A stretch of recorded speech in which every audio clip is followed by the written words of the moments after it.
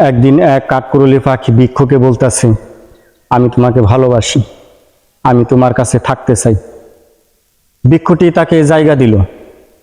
কাঠকুড়ুলি পাখিটি বৃক্ষের মাঝে খরণ করে বাসা করে নিল, সেখানে থাকতে লাগলো।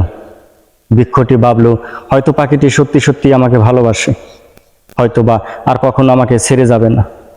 বেশ কিছুদিন পর পাখিটি বৃক্ষকে বলতেছে, ওই আকাশ আমাকে ডাকতেছে, ওই আকাশে আমি উড়তে চাই।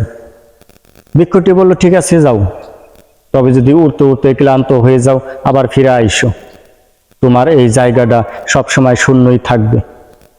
আসলে জীবনে কিছু মানুষ এভাবেই আসে, এসে বলে ভালোবাসি, হাত ধরে পথ চলে, থেকে যাওয়ার প্রতিশ্রুতি দেয়। একটা সময় সে নিঃস্ব করে চলে যায়। হয়তো সে জানে না যাকে ছেড়ে চলে যায় তার মনের অবস্থা কেমন থাকে, সে কিভাবে দিন কাটায়।